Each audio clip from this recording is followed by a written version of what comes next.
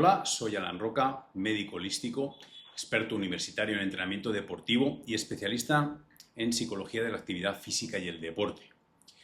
Y hoy vamos a hablar de un tema que genera muchas dudas entre ciclistas, corredores, triatletas y personas del común: el ayuno intermitente. Y la pregunta suele venir formulada de forma muy simple: ¿sirve o no sirve? ¿Me ayuda a quemar más grasa? ¿Me hará rendir mejor? ¿O puede ser un problema si entreno muchas horas? La respuesta honesta es menos cómoda, pero mucho más útil. Depende. Depende del momento de la temporada, de la intensidad del entrenamiento, de la disponibilidad energética, de tu composición corporal, de tu historia hormonal, de tu recuperación y de cómo distribuyes los carbohidratos durante la semana.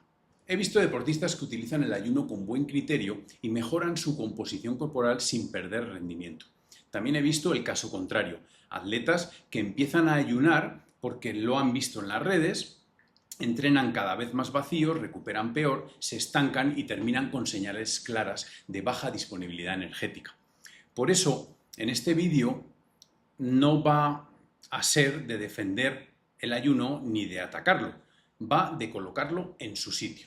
El ayuno intermitente es una herramienta, y una herramienta puede ser útil, inútil o peligrosa, depende de cómo se use. Al final de este vídeo quiero que tengas claro cuándo puede tener sentido, cuándo no se usaría y qué riesgos hay que vigilar y cómo integrarlo en deportes de resistencia sin cometer errores básicos. Y antes de empezar, te leo en comentarios: ¿has probado alguna vez entrenar en ayunas? ¿Te fue bien, mal, simplemente no notaste gran cosa? Esa experiencia nos ayuda a aterrizar la teoría en la realidad de cada deportista. Y lo primero de todo es ordenar conceptos. El ayuno intermitente no es una dieta en el sentido clásico. No te dice exactamente qué alimentos tienes que comer. Lo que modifica es la distribución del tiempo. Alterna periodos de ingesta con periodos de ayuno.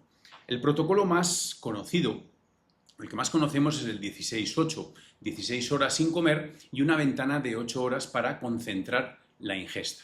También existe el 5-2, donde se come de forma habitual 5 días y luego se restringe la energía 2 días a la semana. Y están los ayunos en días alternos, que ya son estrategias más agresivas y poco compatibles con un deportista que esté en un bloque de carga. En resistencia, cuando hablamos de ayuno intermitente, normalmente estamos hablando del 16-8 o lo que en la literatura se conoce como Time Restrict Eating, alimentación restringida en el tiempo. Ahora bien, no es lo mismo ayunar siendo una persona sedentaria que ayunar siendo un ciclista que acumula más de 10 horas de entrenamiento semanal. Un corredor, por ejemplo, también que prepara una maratón, o un triatleta que hace sesiones dobles en el día. Durante las primeras horas sin comer, el organismo utiliza la glucosa circulante y el glucógeno hepático. A medida que el ayuno va avanzando, baja la insulina, aumenta el glucagón y se facilita la movilización de ácidos grasos desde el tejido adiposo. Eso significa que el cuerpo tiende a depender más de las grasas como fuente de energía en reposo y en esfuerzos de baja intensidad. También se activan mecanismos celulares relacionados con el estrés energético, como la AMPK, y procesos de reparación o reciclaje celular que suele agruparse bajo el concepto de autofagia.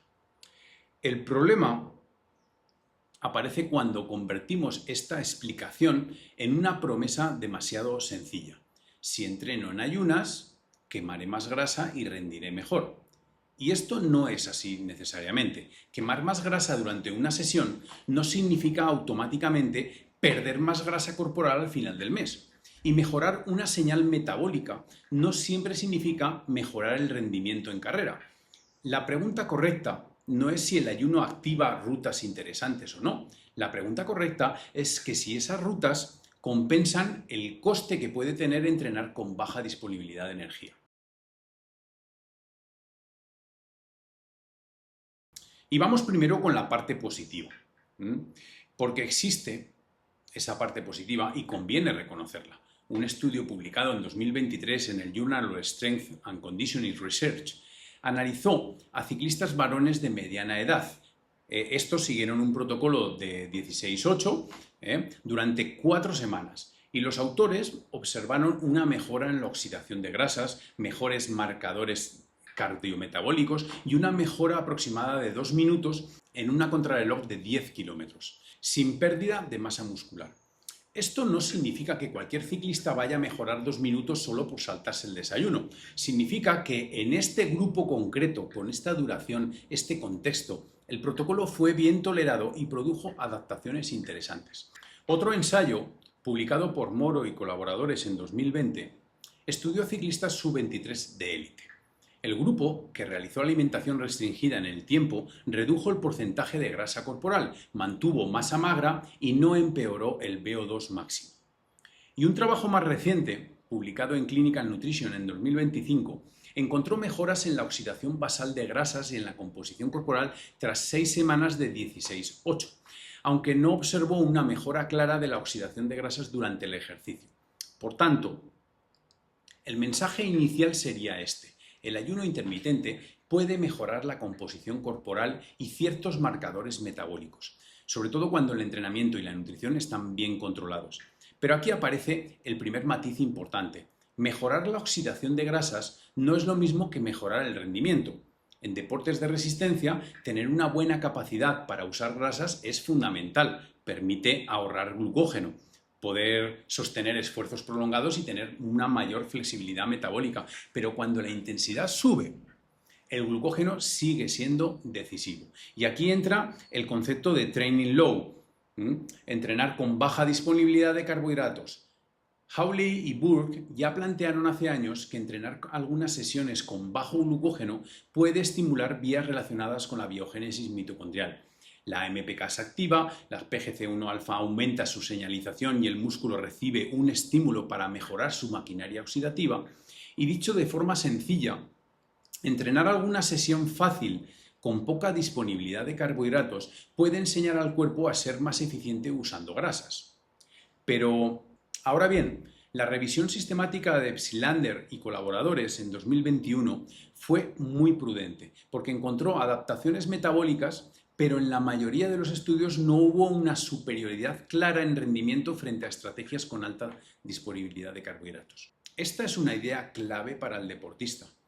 Una adaptación molecular puede ser muy interesante, pero no siempre se traduce en más vatios, mejor ritmo o mejor resultado competitivo.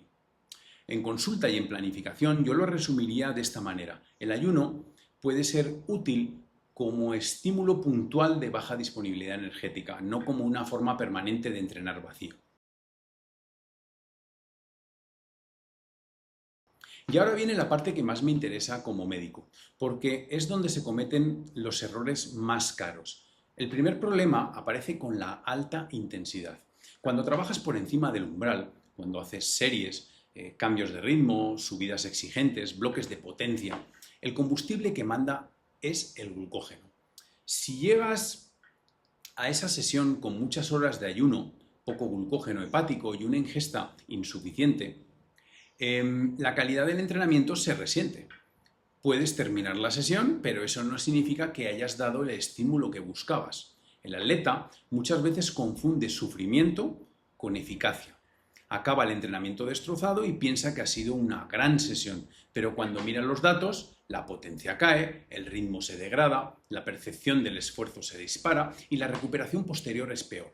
Una revisión y metaanálisis publicado en 2025 sobre ayuno intermitente y rendimiento sugiere precisamente eso. El rendimiento aeróbico moderado no suele deteriorarse de forma clara, pero los parámetros de potencia anaeróbica o esfuerzos de alta intensidad no muestran una mejora consistente. En la práctica, eso significa que una sesión suave en ayunas puede tener sentido. Una sesión de intervalos duros en ayunas, salvo en contextos muy específicos, muy controlados, no suele ser una buena idea. El segundo problema es la recuperación. Después de entrenar, el cuerpo necesita reparar tejido, como vimos en el último vídeo, reponer glucógeno, modular la inflamación, activar la síntesis proteica, y si terminas una sesión exigente y mantienes el ayuno durante varias horas, estás retrasando procesos que el deportista necesita para la adaptación. Y eso es especialmente importante entre atletas, corredores de maratón, ciclistas de gran fondo o deportistas que hacen sesiones dobles o sesiones muy largas. La pregunta no solo es qué pasa durante el entrenamiento, la pregunta es cómo llegas a la siguiente sesión. Y el tercer problema es el catabolismo. No porque el músculo se destruya mágicamente por saltarse un desayuno o una comida, sino porque la combinación de baja energía, alto volumen, intensidad y mala recuperación va a aumentar el riesgo de usar aminoácidos como apoyo para mantener la glucemia. Cuando esto se repite semana tras semana, el deportista puede perder masa magra, ver caer su rendimiento y entrar en una fatiga que no se arregla con un día de descanso. Aquí yo pondría una regla práctica. Si el ayuno te permite entrenar suave, sentirte bien y comer suficiente después, puede ser una herramienta. Si te obliga a entrenar intenso, sin combustible, recuperar tarde y vivir con hambre o fatiga, deja de ser una estrategia y empieza a ser un problema. Y llegamos al punto que muchas veces no se cuenta cuando se habla de ayuno en deportistas: la baja disponibilidad energética y el REDS. REDS significa Relative Energy Deficiency in Sports, o deficiencia energética relativa en el deporte. No es simplemente comer poco, es no dejar energía suficiente para que el organismo mantenga sus funciones fisiológicas después de descontar lo que cuesta entrenar. La fórmula conceptual es muy sencilla: ingesta calórica menos gasto del ejercicio, y lo que queda debe alcanzar para sostener el sistema inmune, la función hormonal, la salud ósea, la recuperación, la termorregulación, el estado de ánimo y la adaptación al entrenamiento. El problema es que el atleta no siempre lo nota al principio de empezar a hacer estos ayunos. Puede incluso rendir bien durante unas semanas, un mes, pero por detrás, el organismo empieza a ahorrar energía donde puede. En hombres puede aparecer reducción de la testosterona libre, alteración del eje hipotálamo-hipófisis-gónadas, el aumento del cortisol, disminución de la T3 libre, y en mujeres puede empezar a haber alteraciones menstruales, caída de estrógenos y progesterona, un mayor riesgo de afectación ósea, y una revisión publicada en Endocrine Reviews en 2024 resume muy bien estas manifestaciones endocrinas del REDS. Y esto es muy importante. Ya no hablamos solo de la antigua triada de la atleta femenina. Los hombres también pueden presentar REDS, aunque se manifieste de otra manera. Además, un estudio con ciclistas entrenados mostró que 4 semanas de entrenamiento intensificado podían reducir la T3 libre, disminuir la tasa metabólica basal y aumentar el cortisol. Si a este escenario le añadimos restricción alimentaria o ayunos mal colocados, el margen de seguridad se estrecha. Señales que deberían de llamar la atención: rendimiento que cae sin explicación, fatiga que no mejora, sueño alterado, alteraciones menstruales, pérdida de la libido, lesiones óseas por estrés o sensación de estar entrenando cada vez más para rendir menos. En estos casos, la respuesta no es apretar más ni hacer ayunos más largos. La respuesta es revisar disponibilidad energética, proteína, carbohidratos, descanso, carga de entrenamiento y, si hace falta, una analítica hormonal y metabólica. Y esta es la parte que conviene grabar bien. El ayuno puede ser compatible con la salud del deportista si se usa en el contexto correcto. Pero en un atleta que ya está hasta el límite de energía, puede ser la gota que inclina todo hacia la disfunción.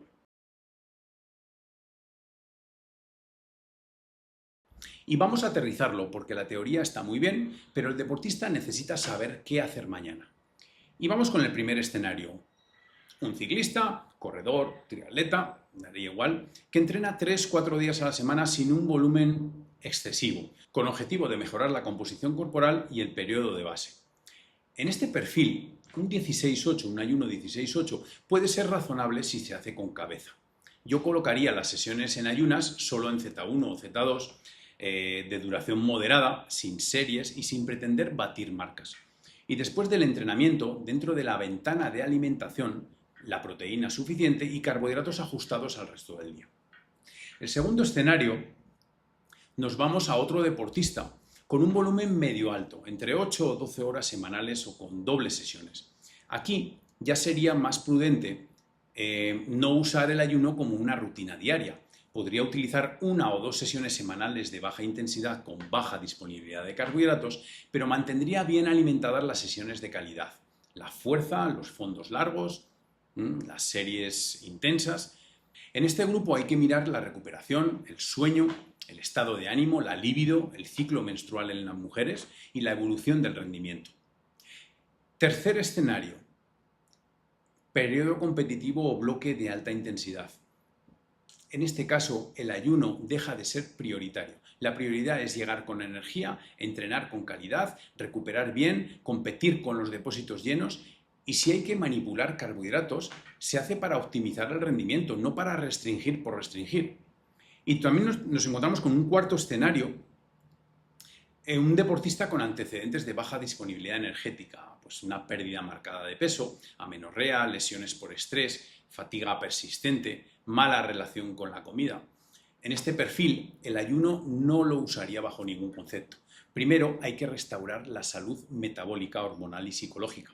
El rendimiento se construye sobre un organismo disponible para adaptarse, no sobre un cuerpo permanentemente amenazado por falta de energía. La estrategia más inteligente no es ayunar o no ayunar, es periodizar la nutrición. El concepto sería: fuel for the work required, come según el trabajo que toca hacer, y si toca una sesión suave y corta, puedes permitir menos disponibilidad de carbohidratos. Y si toca intensidad, fuerza, fondo largo o competición, necesitas combustible. Esto conecta con la idea de train low, compete high. Algunas sesiones seleccionadas con baja disponibilidad, pero las sesiones importantes y las carreras con alta disponibilidad energética.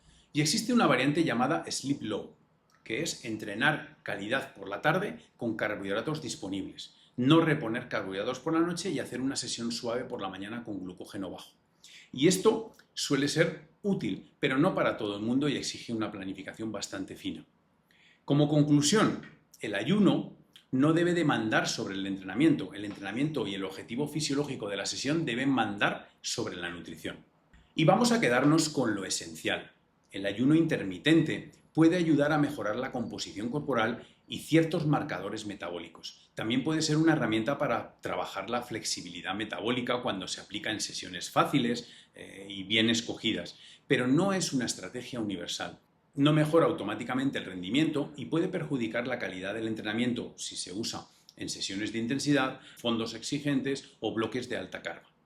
El gran riesgo no es saltarse un desayuno. El riesgo es acumular baja disponibilidad energética día tras día hasta que llega un momento que comprometemos la recuperación, el sistema hormonal, la salud ósea, el sistema inmune, el rendimiento. Y por eso mi recomendación como médico es clara. Si vas a usar el ayuno, úsalo como herramienta puntual, no como religión. Decide primero qué estímulo quieres conseguir con la sesión. Después ajusta la nutrición. No copies protocolos de influencers ni de deportistas que viven una realidad totalmente distinta a la tuya. Un ciclista profesional, un corredor amateur con un trabajo de oficina y un triatleta que entrena 12 horas semanales no necesitan la misma estrategia.